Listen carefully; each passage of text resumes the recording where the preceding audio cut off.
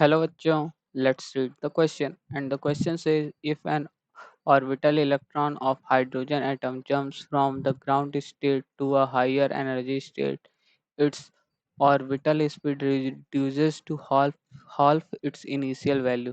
If the radius of electron orbit in the ground state is r, then the radius of the new orbit would be. Our options are A 2r, B 4r, C 8r and option D 16r.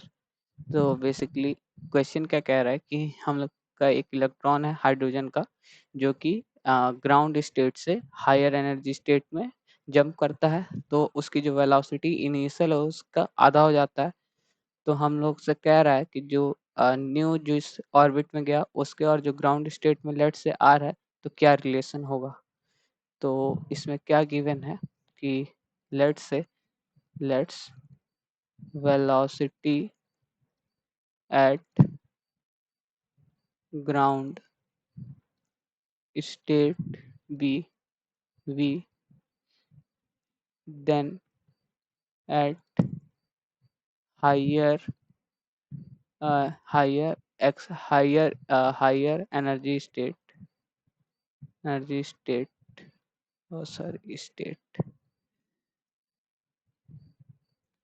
higher energy state b v naught is equal to v by two. ठीक, अब इस question को solve करने के लिए जो की concepts हैं वो देख लेते हैं हम लोग।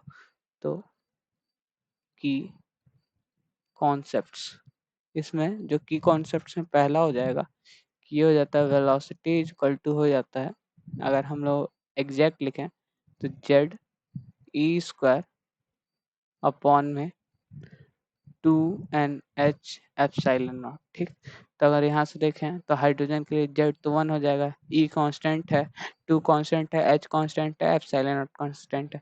तो यहाँ से देखें तो ये पहला कॉन्सेप्ट है, तो यहाँ से v प्रोपोर्शनल टू 1/n हो चुका है। ठीक, ये पहला हो गया।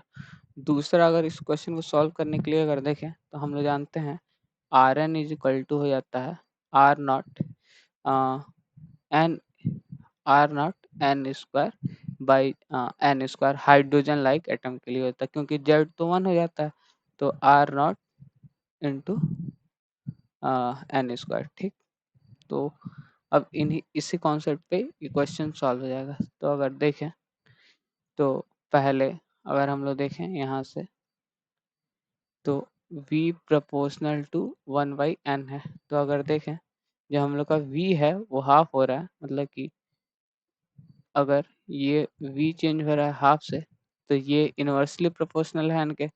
Then if v is equal to v/2 then n is equal to 2n, क्योंकि इनवर्सली प्रोपोर्शनल है। तो ये हो गया सॉरी यहाँ पे n होगा, then n is equal to 2n हो जाएगा। मतलब कि v डैश अगर v/2 हो गया तो जो n डैश आएगा वो 2n हो जाएगा। ठीक, अब अगर देखें तो n डैश अगर 2 हो गया मतलब कि अब जो नया ऑर्बिटल हो गया वो 2n पे गया है। तो अगर हम लोग रेडियस का अगर कॉन्सेप्ट लगा तो हम लोग जानते हैं r n is equal to होता है r naught into n square. तो यहाँ से देखें तो are 2n is equal to क्या हो जाएगा आर नॉट आर गिवन है और यहाँ पे n की वैल्यू रख देंगे तो 2n का होल। तो यहाँ से देखेंगे तो आर 2n क्या आ जाएगा 4r। ठीक, अब यहाँ से अगर देखें तो n डैश 2n हो जा रहा है। ठीक, तो ये हो जाएगा 4r टाइम्स, क्योंकि r is equal to r naught ये स्क्वायर है ही, तो ये हो जाएगा 4r। ठीक, तो अगर हम लोग ऑप्शंस मैच कर लें कि जिसमें वो गया है तो वो ऑप्शन बी करेक्ट हो जाएगा। So the final answer is option B, that is 4r। Hope you understand it well. All the best, thank you.